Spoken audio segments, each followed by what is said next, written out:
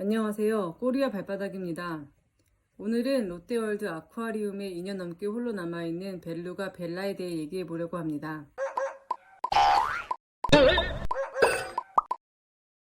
지난 5일 그리고 지난달 벨라를 보고 왔습니다. 처음 봤을 때 벨라는 특히 아이들을 보면 반응하는 모습이었고요. 두 번째 방문 때는 장난감 같은 거를 물었다 놨다 하며 놀고 있는 모습이었습니다. 벨라는 2014년 10월 서울 잠실 롯데월드 아쿠아리움이 문을 열면서 한국에 왔습니다.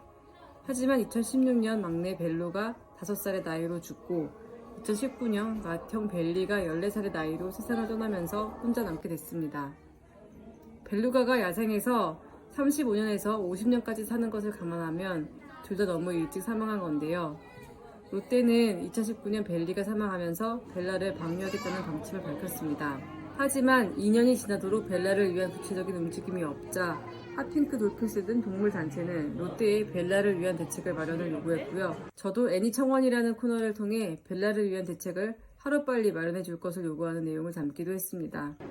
사실 벨루가 방류는 매우 어려운 문제입니다. 이미 우리 정부가 방류에 성공했던 남방 큰 돌고래와 다르게 갈 수 있는 곳이 한정되어 있습니다.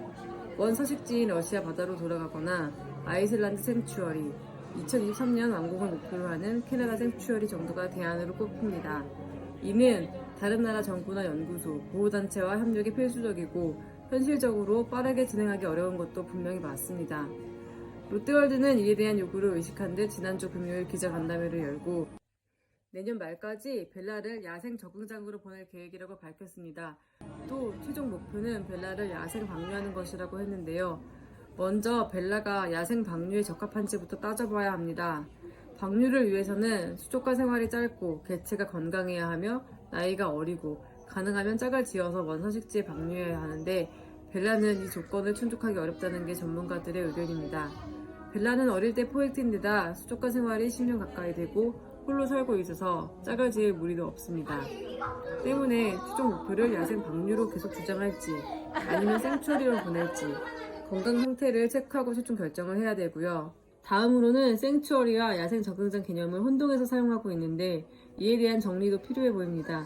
아이슬란드에 지어진 또 캐나다에 지어질 곳은 방류가 어려운 고래류를 위해 지은 생츄어리지 야생 적응장이 아닙니다. 그런데 롯데는 이곳들을 계속 야생 적응장이라고 부르는데요. 해당 생츄어리가 야생 방류를 위해 잠시 머무는 것으로 받아들일지 여부도 모르는 상황에서 계속 야생 적응장이라고 표현하는 게 저는 이해가 잘 안 되더라고요. 설사 벨라의 최종 목표가 야생 방류라고 해도 생츄어리를 먼저 가야 한다고 롯데도 인정합니다. 지능이 높고 복잡한 사회관계를 맺으며 집단 생활을 하는 벨루가에게 단독 생활은 치명적입니다. 특히 생츄어리에 가기 위해서도 짝을 지어 가는 게 필요하기 때문에 하나에 홀로 남아있는 11살 벨루가 루비를 위해서도 또 벨라 루비 각각을 위해서도 둘이 함께 생활하며 적응하는 게 필요해 보이는데요. 어서 빨리 갈 수 있는 생츄어리를 확보하고 둘이 함께 좁은 수족관을 떠나서 생츄어리로 가는 날이 오길 바랍니다.